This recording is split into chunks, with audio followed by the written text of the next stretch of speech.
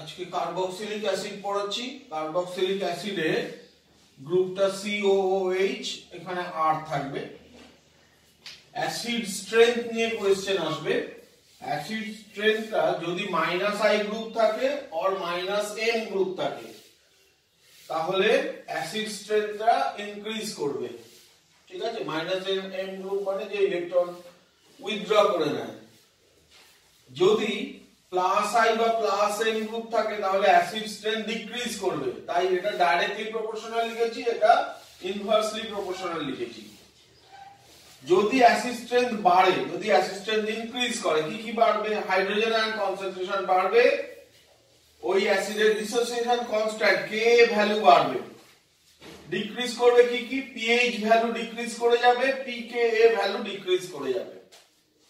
মনে রাখতে হবে যদি বেনজিন রিং থাকে, বেনজিন রিং এর অর্থ পজিশনে কোন গ্রুপ থাকে তাহলে অ্যাসিড স্ট্রেংথ ইনক্রিজ করবে। অর্থ পজিশনে থাকলেই অ্যাসিড স্ট্রেংথ ইনক্রিজ করে যাবে ওই পুরো কম্পাউন্ডটা। যদি মেটা পজিশনে গ্রুপ থাকে তাহলে কোনো M এফেক্ট থাকবে না, না -M এফেক্ট না +M এফেক্ট। ধরা যাক একটা গ্রুপের -M এফেক্ট আছে, -I এফেক্ট আছে, দুটো এফেক্টই আছে।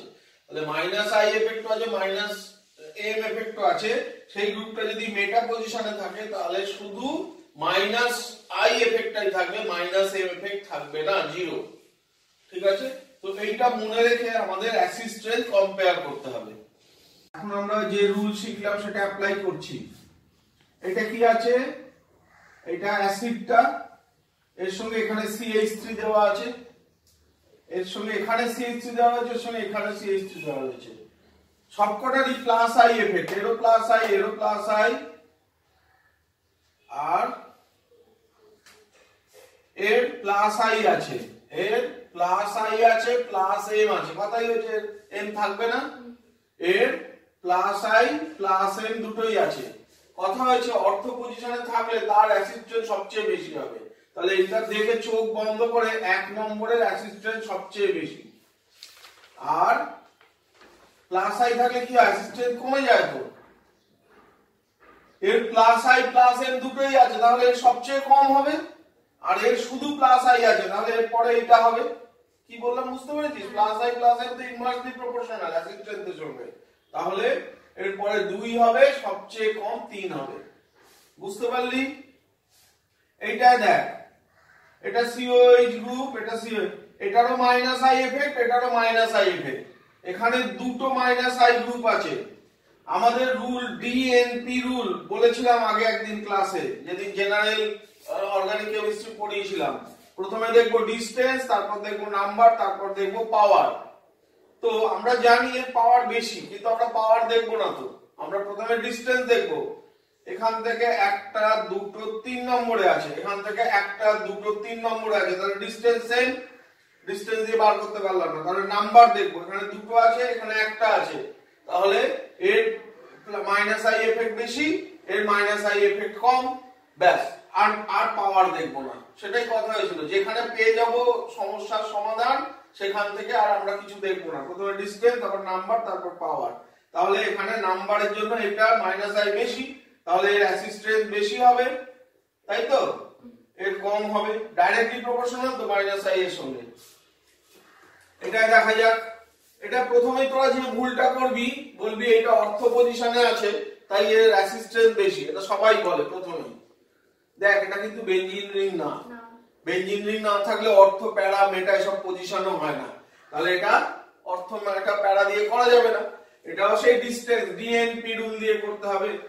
সব দেখ, এখান থেকে এই ডিসটেন্সটা এটা 1 নম্বরে আছে, 1 2 3 নম্বরে আছে, 1 2 3 4 নম্বরে আছে। তাহলে এখানে ডিসটেন্স সবচেয়ে কম, এফেক্ট সবচেয়ে বেশি, এগুলো সব -I গ্রুপ। তাহলে 1 নম্বরের অ্যাসিড স্ট্রেংথ সবচেয়ে বেশি, 2 নম্বর আরেকটু কম, 3 নম্বর সবচেয়ে কম। এটা DNP রুল দিয়ে হলো। এটা কিন্তু কখনো যেন ভুল না হয়, দুটোর মধ্যে তফাৎ বোঝানোর জন্য এটা দিলাম। হয়েছে? সবকটাই অর্থ পজিশনে দেওয়া আছে। তাহলে অ্যাসিড স্ট্রেংথ আমরা কম্পেয়ার কি করে করব? এই গ্রুপটা ছোট, এটা CH3, এটা C2H5, এটা আইসোপ্রোপাইল গ্রুপ, এটা টারশিয়ারি বিউটাইল গ্রুপ।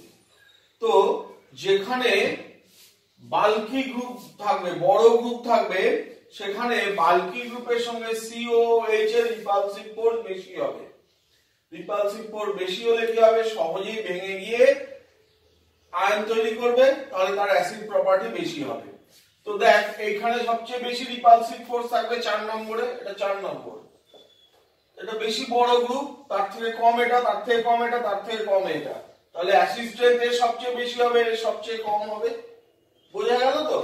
তো বাল্কি গ্রুপ দিয়ে এটা এক্সপ্লেনেশন হলো। সবাই অর্থ পজিশনে আছে কিন্তু, হ্যাঁ। এরপরে যদি সালফোনিক অ্যাসিড থাকে, SO3H থাকে, তাহলে তার অ্যাসিড স্ট্রেংথ সব সময় বেশি হবে, অলওয়েজ বেশি হবে COOH এর থেকে। ঠিক আছে? এখন কেননা এর অ্যানায়ন মোর স্টেবল, এর অ্যানায়ন মোর স্টেবল, বুঝতে পারলি? তো এই হচ্ছে অ্যাসিড স্ট্রেংথ কম্পারিজন। এখান থেকে কোশ্চেন আসার সম্ভাবনা আছে, তাই এটা ভালো করে যাবি।